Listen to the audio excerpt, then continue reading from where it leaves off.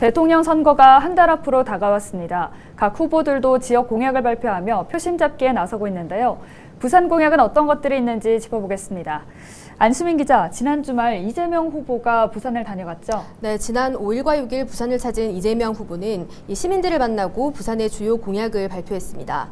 국민의힘 윤석열 후보도 지난달 15일 부산을 찾아 국민의힘 부산 선대위 필승 결의대회에서 부산 공약을 발표한 바 있습니다.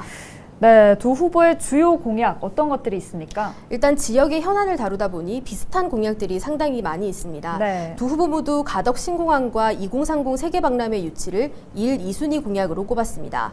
이재명 후보는 7년 뒤인 2029년 가덕 신공항 개항을 약속했는데요. 예비 타당성 조사 면제와 함께 가덕도 신공항 건설공단과 가덕 신공항 공사를 신설하고 공항 복합도시를 만들겠다는 계획을 내놨습니다.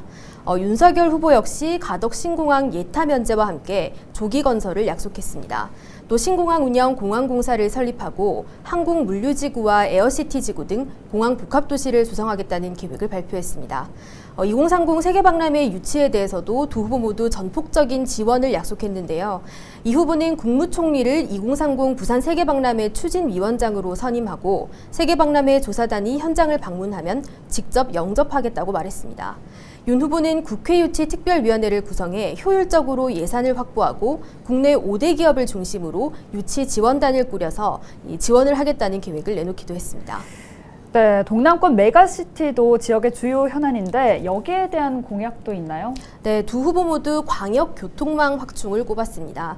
이 후보는 부울경 어디서든 가덕도 신공항에 닿을 수 있도록 GTX, 즉 급행 광역철도망을 구축하고 현재 추진 중인 하단에서 녹산선 구간을 가덕도 신공항과 웅동, 경남 도청까지 연장하겠다고 말했습니다.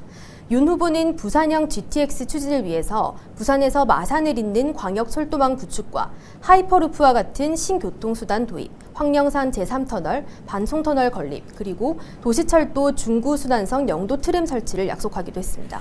네, 이외에 또 다른 공약들도 짚어볼까요? 네, 부산이 해양 물류 도시인 만큼 해운 산업의 활성화도 후보들의 주요 공약으로 나왔습니다. 이재명 후보는 해운 거래소 설립과 해양 데이터 산업 혁신 클러스터 조성, 부산 항만공사 특별법 제정과 글로벌 터미널 운영회사 설립을 약속했습니다. 윤석열 후보는 해사 전문법원과 국제해운거래소를 부산에 설립하고 해양금융, 해운기업 클러스터를 구축하겠다고 공약했습니다. 이외에 두 후보 모두 미군 55보급창 이전과 경부선 철도시설 재배치, 침례병원 공공병원화, 낙동강 하구 국가도시공원 조성을 약속했고요. 부산에서 블록체인 산업을 활성화하겠다는 방안을 공통적으로 제시했습니다. 네, 이렇게 살펴보니 매번 선거 때마다 나오는 공약들도 보입니다.